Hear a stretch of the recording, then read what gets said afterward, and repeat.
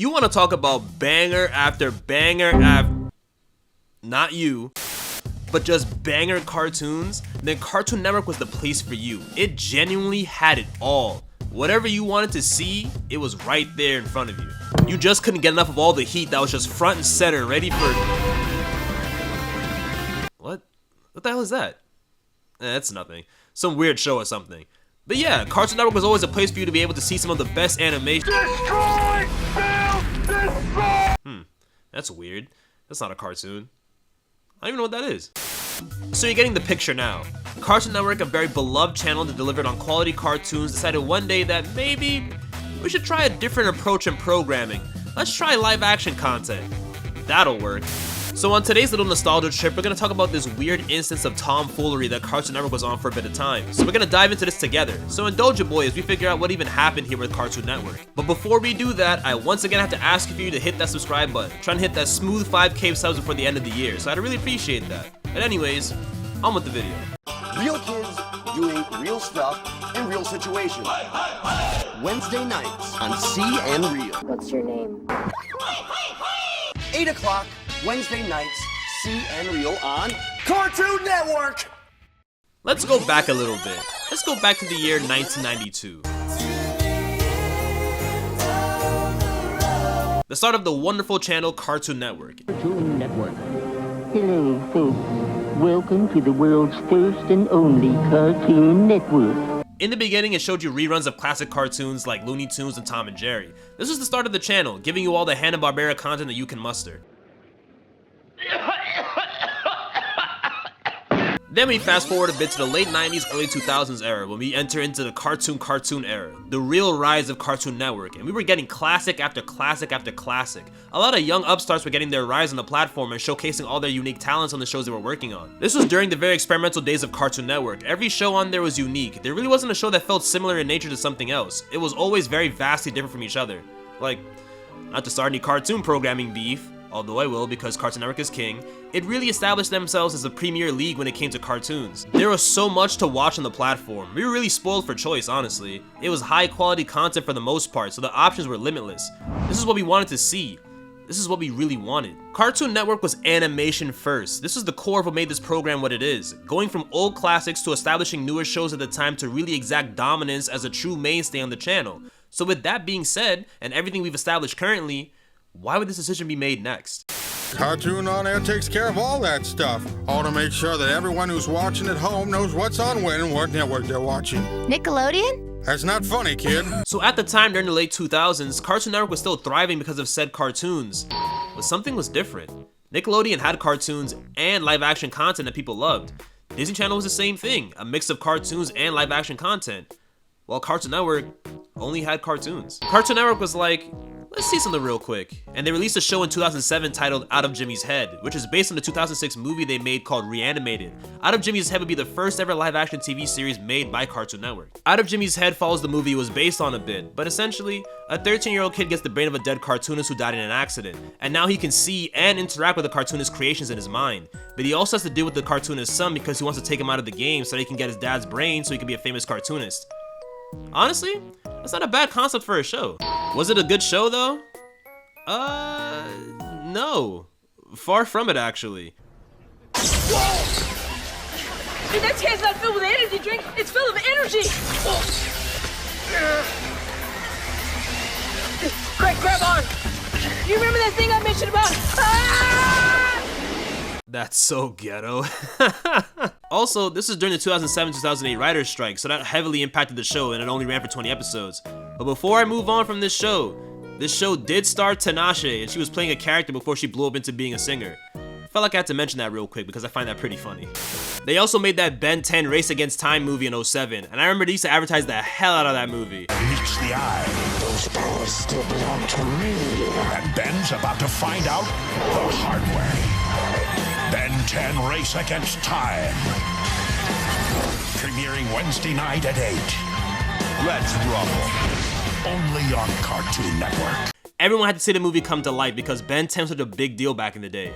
But this is another little taste of the live action approach they were trying to inch into. Your name is Cartoon Network, so you expect to see nothing but animation when you flip C and on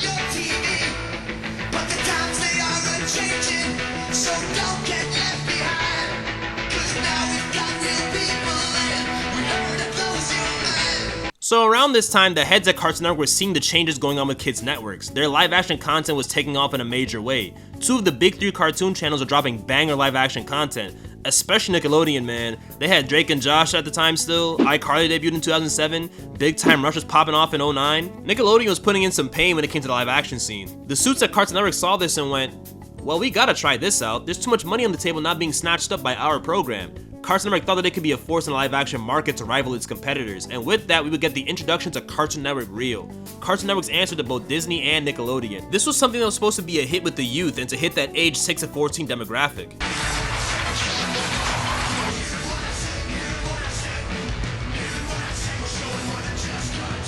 And a person we could point the finger for all of that is Stuart Snyder, who at this time was the president and COO of animation at Turner Broadcasting System. And guess what is under that umbrella?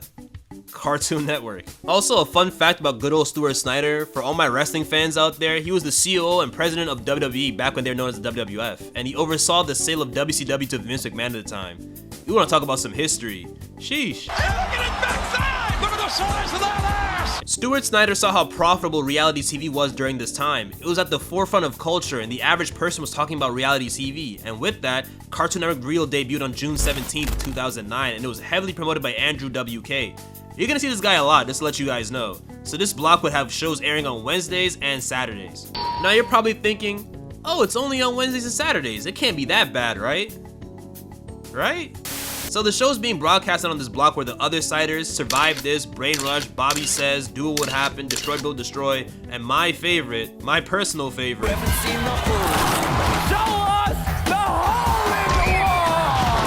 Cartoon Network Real, an entire block dedicated to just showing us live action content. So us being kids at the time, we're like, I guess we'll watch these. Sure, I guess. We still had our cartoons, but everyone thought it was weird that we were getting all this live action stuff. But we didn't pay it too much mind in the beginning.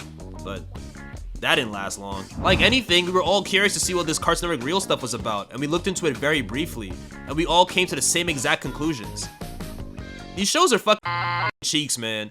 I'm serious, there wasn't a show on here that was remotely good in any capacity. And this is not even a situation of adult views media made for children and thinks it's bad. No, it was bad even back when we were kids. This sucked.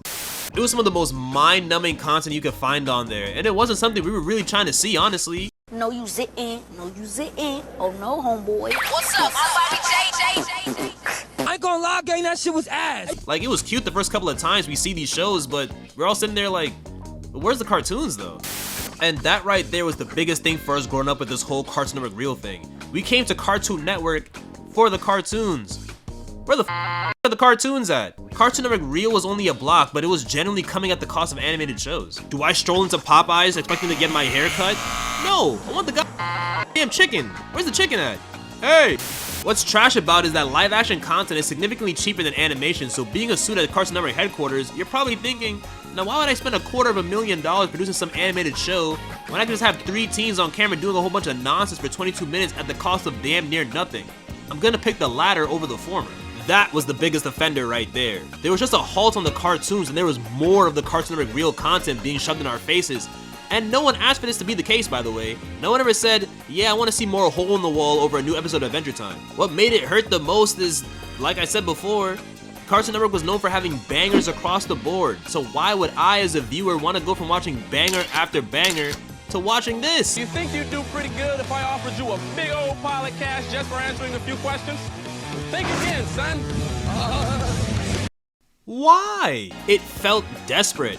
And the wild thing is, there was no need for the desperation because you're literally Cartoon Network. What more ratings do you need to chase when you already had Paradise right here? What more could you have possibly wanted for the block, and why did you think this was gonna take off here? Even if the show somehow managed to be good, right? We don't care. We're trying to see the cartoons. If I wanted live action content, I'd go on over to Nick or Disney. I don't come to Cartoon Network to watch reality TV. I know the idea behind it was they don't want us going over to Nick or Disney because we have all the content right here. What made it worse too is the fact that you could see that there was absolutely no soul in these shows. These all felt like cheaper knockoffs of better shows.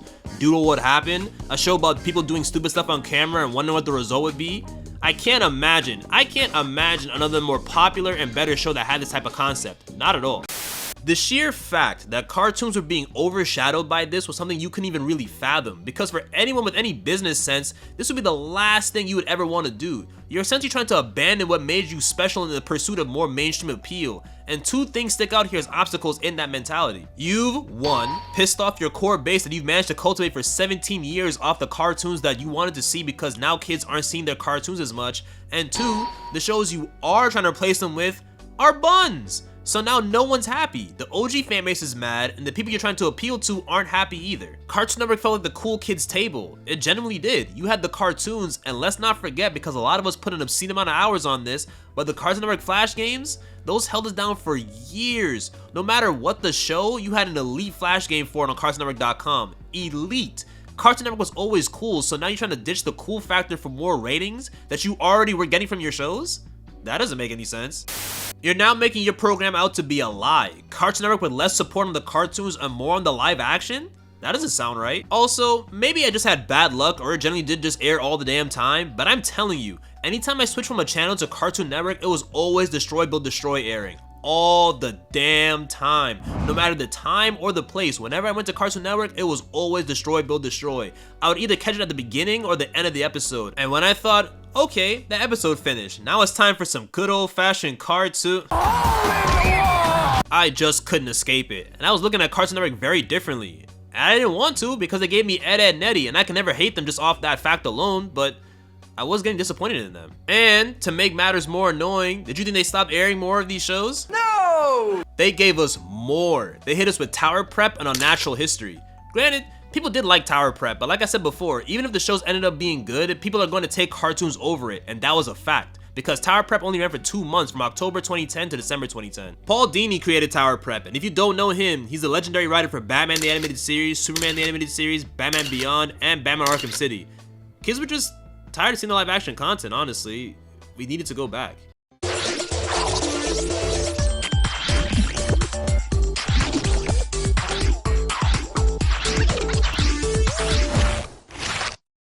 On July 10, 2009, Cartoon Network Reel was then changed to only being on Wednesday nights from July 15th going forward. The shows are being canceled left, right, and center. Cartoon Network Reel would officially end on May 28, 2010. The only two shows that managed to survive this would be Destroy, Build, Destroy, and Do What Would Happen. We'd still get more live action shows like Level Up and Incredible Crew, but these would all end in 2013. None of them lasted long whatsoever. On March 31st, 2014, Stuart Snyder was removed as president of Turner Animation and replaced by Christina Miller. People, and rightfully so, held this as the greatest fumble ever had with Cartoon Network because even though from a business standpoint, yes, they should be chasing more money, but they weren't in the live action scene whatsoever. They couldn't break into something while also trying to shove down what made them great in the first place. And you wanna know something funny too? The Cartoon Network Reel stuff could have worked, but you had to play it differently. So let me talk to you for a sec. So you know that people inherently hate change, right? Well, I believe this to be half true. People hate how drastic the change is made because it's such a sudden shift. Cartoon Network Reel just threw out all this live action stuff thinking everyone was going to be receptive to it, and the exact opposite happened. Why? Because it's not cartoon based. But here's how it could have worked. As an alternative, they should have just shown us behind the scenes of cartoons. Make programming that highlights and focuses on how all of our favorite shows are made.